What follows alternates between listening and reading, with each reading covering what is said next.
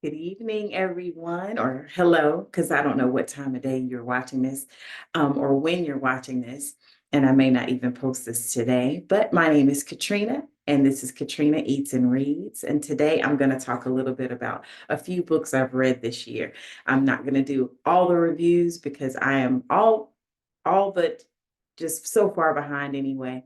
But the point being, I'm going to talk about a few books I've read this year, and I hope to do another video soon to finish everything. I'm going to start off with one thing because I was um, confronted today by one of my brothers-in-law, and he said he can't wait for me to talk about this book, which is The Creative Act, A Way of Being by Rick Rubin. And I did say in January I was going to read this book, and I haven't yet. I do plan to read it by the end of April. If I can, I'm going to see if I can read it by the end of March, but definitely by the end of April, I'm going to finish this book.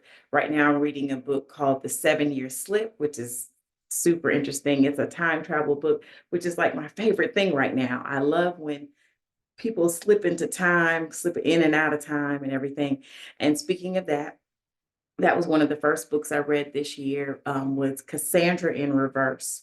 And I have a picture of the cover, Cassandra in Reverse. And what happens is in this story, she is in this whole time twisty thing where she can kind of revert back about 6 to 8 months in her life. So if something went wrong, something is not right, she can kind of flip back. So she is in this relationship with this dude, and um then he like breaks up with her, and so she doesn't want that to happen. Something happens, she loses her job, she gets fired, she goes back so she can try to fix it. And then she just learns eventually that continuously going back to fix things ends up jamming up something else. So maybe you fixed this, but maybe you didn't learn the lesson of how you need to interact with people or how life even runs. And so even though this thing looks perfect now, you're kind of in a funk because now something else is not right. And I'm not going to spoil it for people who may want to read it, but it's really, really interesting. Um, she finds out some things about herself and about her parents. Her parents died when she was really young. So I'm spoiling a little bit of it because it's a book review, but I'm not going to tell you the whole ins and outs of it. But it was really interesting how she could just go back in time and she's in that moment. And there's so many things you have to remember because sometimes she's thinking, oh, I'm supposed to meet him for dinner, and he doesn't know about it because now they went back in time, she fixed something else. And I thought, oh goodness, it seems like a really good talent or skill or gift to have, but it's got to be a curse because there's too much to remember. And any of you who know me, there's no way, I could even remember. And she finally got to the point where she couldn't, and she started to appreciate herself, appreciate her life. It's a really neat book. I wouldn't give it 5 stars or anything, but it was very interesting. Like I said, I love the time slip aspect. The next book was The Upcycled Self, a memoir on the art of becoming who we are. That's by Tariq Trotter, or as some of us know him as Black Thought from The Roots. And it was a really good book. I'd read another book of his before, so there's not a whole lot for me to tell about this book, but he talks about how he kind of delved into drug dealing and how he lived in the projects and how he became friends with Questlove when they were kids. And him being able to go to Questlove's house kind of helped him see the world differently and get into music. And he just kind of kept being in these spaces where he had these opportunities to do better, to live better. And even though, he had come from a background that may not have been as positive or as nurturing or as loving, he still got what he needed, and he learned a lot from the streets. So it was a pretty good book, really neat book to read also. I read that one pretty quickly. So I don't really remember all of that book, and that was in January. The next one was First Lie Wins. Um, that one I'm going to talk about later because I'm going to go in a little more depth about that one. The next book was called, and forgive my language, HE double hockey sticks of a book, hell of a book. this book explores so much that you really have to read it to understand what's going on with it. This gentleman who is an author in the book, um, he is going on touring his book, and the book that he wrote in this book, Hell of a Book, is called Hell of a Book. And he is going around touring, interviewing, and you don't really know what's happening. It's really a very complicated book. And someone, um, maybe if I had someone to speak with about it, I could give you a better description. But I'm going to come back to that because I think I might be able to kind of get some notes together and tell you what that book is about.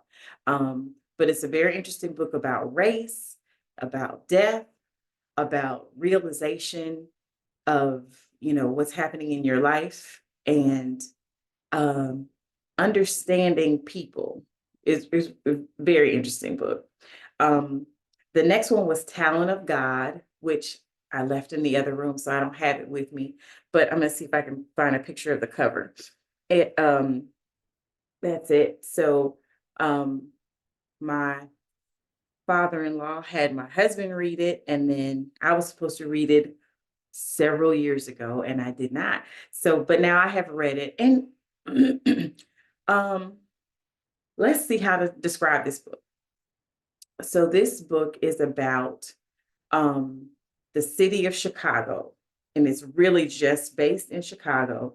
And there's this young lady, her name is Lauren, if I'm not mistaken. And I'm trying to look at my notes, but her name is Lauren, and she's a doctor. She hasn't been a doctor very long, maybe about 6 months. She comes from a very serious church going family. Her father is a pastor in a church, and she has a younger brother who is, um, unbeknownst to her, a drug dealer.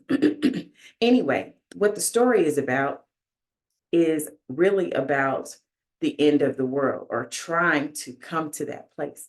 So there's, you know, this drug that's out, and if the drug gets on your, just on you, you don't have to inhale it or breathe it or do anything. And it's this green, like multi neon colored kind of green essence that can get on you. And they're going around and putting it on homeless people. And turns out she is such a believer and doesn't realize it. And because of that, the devil is trying to take over the city of Chicago. But then there are angels who God has around. And it's kind of not worded that way, but they're in battle, and people start to turn into almost like zombies. They're walking around, and when this drug gets you, you watch movies, you read books, you hear about things, or maybe you've experienced it, where when you do drugs you are out of your mind, or you're in a different place. Maybe you feel good, maybe you start to feel bad, whatever the things are. But in this, what happens is when the drug hits you, it goes to your innermost demons and turns you into either a monster or someone who is um, crazy or murderous, or whatever, whatever type of demonic things there are. And so they've done this to so many people. And what they found out is if they bless some water and they get holy water on people, that they can cure them. It's way deeper than that, but they go through all these ins and outs. And her ex-boyfriend is this police officer, and the police officer doesn't believe in God, but he is a very moral, upstanding person. And so between him, this archangel, and Lauren, the three of them kind of, you know, cure the city and whatever. It's a really deep book.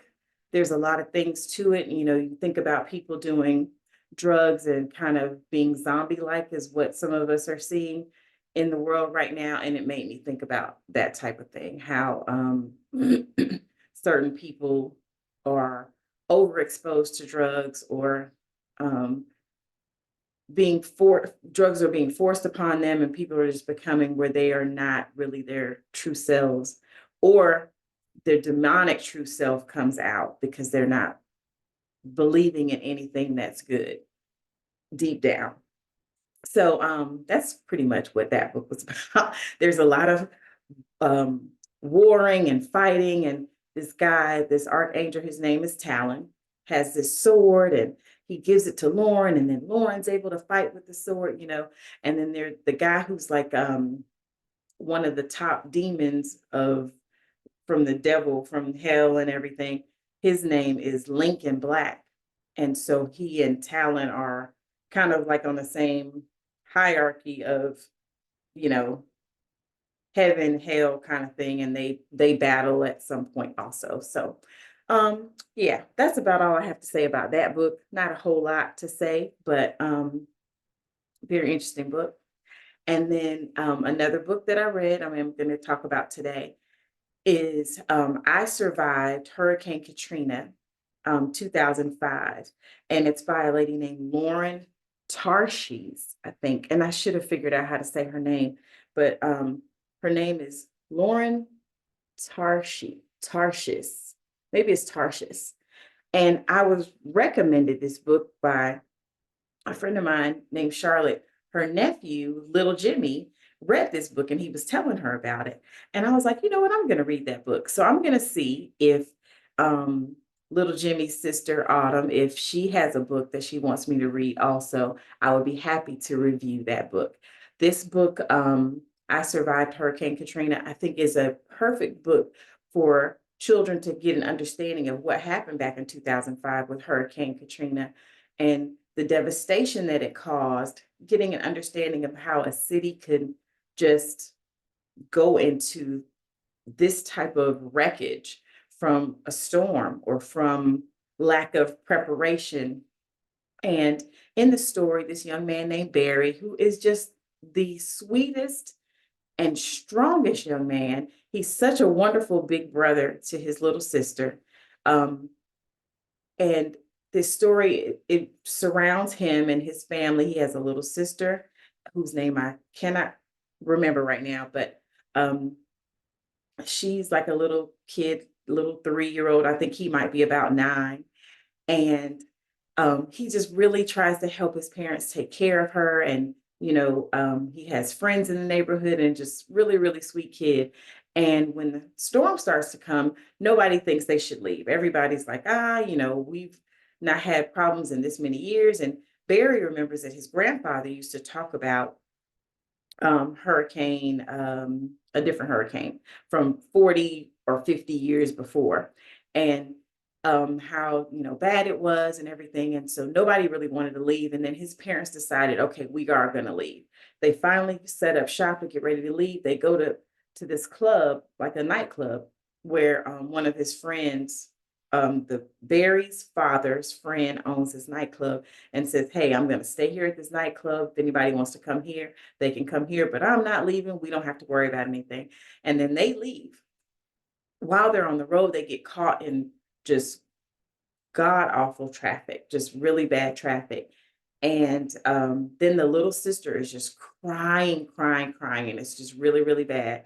And they can't figure out why she's crying so badly. And next thing you know, she is regurgitating all over the car, just throwing up, vomiting, if no one knows what I'm saying. And she's just really sick. And then she has this really horrid fever. They can't stay on the road with her. They're hardly moving in this traffic because they kind of waited a little bit late before they left. And so they end up going back home. They go back home, they try to, get her cleaned up, get her situated so that she can, feel comfortable and rest. And so that's what they end up doing. And that's when everything kind of hits the fan for them in the house. And sort of a long story short, it hits their house really badly, floods their house. They're able to go up into the attic. Luckily, they get in the attic and then they're trying to figure out how to get out of the attic. Luckily, the grandfather left. The grandfather has since passed, but the grandfather left an axe in the attic. And so the father was able to chop their way out. But then when water hit again, the father's trying to get everybody out of the house, but Barry somehow slips away and the father can't get him. and Barry ends up off, just gone off by himself. And of course, he's terrified, and he ends up seeing this dog in his neighbor's house. And he's like, oh my God, the dog. And he's scared of the dog because the dog is known to be a killer. This dog is supposed to be this really wretched, raw, killer type dog. And so, anyway, he's like, I just can't leave him, even though he's a killer dog. I'm going to try to save him, but the dog is crying and upset. And so he's like, this isn't a killer dog. And so he saves the dog, and then he ends up trying to go to um, safety, and this lady named Mel saves him. And anyway, they all end up back together, the whole family, and everything works out. And I know everything didn't work out like that for so many people, but the way that the story is described, the way that the just the whole tale is told is a really good understanding of how some of the pain points that some people experience. Some of people we did hear in the story, a couple of people who, passed away, people who lost their homes, lost their pets, lost loved ones, things like that, lost all of their belongings.